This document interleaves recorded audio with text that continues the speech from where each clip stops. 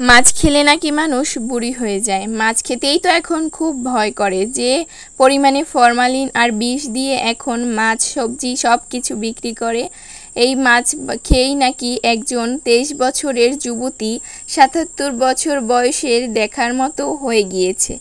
সাগরের মাছ, সামুদ্রিক মাছ খেয়েছিল, তো ওই মাছটাই নাকি বিষ ছিল। ডক্টর বলেছে ওই মাছে বিষ মিশানো ছিল, এর জন্যই ওনাকে মানে বিষের কবলে পড়ে ওনার চেহারাটা এরকম নষ্ট হয়ে গিয়েছে। এটা আমি একটা নিউজে দেখেছি, তবে ঘটনাটি নাকি সত্যি চায়নাতে। আসসালামু আলাইকুম এভরিওয়ান, কেমন আছেন সবাই? আশা করি সবাই ভালো আছেন। আল্লাহর রহমতে আমরাও ভালো আছি।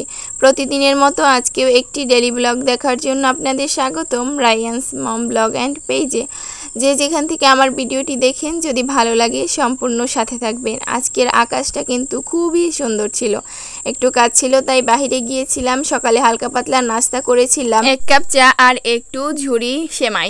আর এই তো এরপর সকালবেলা একটু পানি ভাত ডিম ভেজে খেতে কিন্তু বেশ দারুণ লাগে। যেই পরিমাণে গরম পড়ছে রে ভাই, এই ঠান্ডা ভাত খেতে যে মজা লাগে। আর এখন কি রান্নাবান্না করব, গরমে তো একদম রান্নাবান্নাও করতে ইচ্ছে করে না, কিন্তু যেহেতু খেতে হবে রান্নাও তো করতে হবে।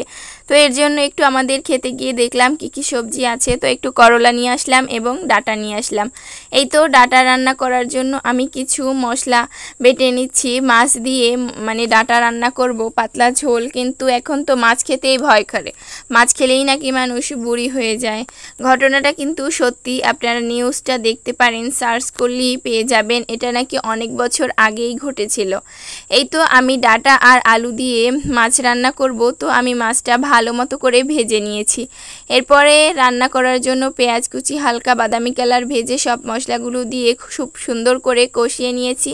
এই তো এক সাইডে ভাত বসিয়ে দিয়েছি, আর এক সাইডে তরকারি রান্নার প্রস্তুতি চলছে। সব মশলা খুব ভালোভাবে যখন কষে এসেছে, তখন আমি ডাঁটা আর আলু দিয়েছি। ডাঁটার রঙটা কীরকম ছিল আর রান্নার পরে এখন কীরকম হয়ে গিয়েছে। একদম ভালোভাবে ডাঁটা সিদ্ধ করে কষিয়ে নেওয়ার পর আমি ঝোলের পানি দিয়ে দিয়েছি। যখন ঝোলের পানি দেওয়া শেষ হয়ে গিয়েছে, তখন মাছটা দিয়ে একদম একটু মাখো মাখো টাইপের হালকা পাতলা ঝোল রেখে নামিয়ে নিব। এই তো আমার মাছটা কিন্তু প্রায় হয়েই এসেছে। তো একটু চেখে দেখলাম লবণ একটু কম হয়েছে, তাই একটু লবণ দিয়ে দিলাম।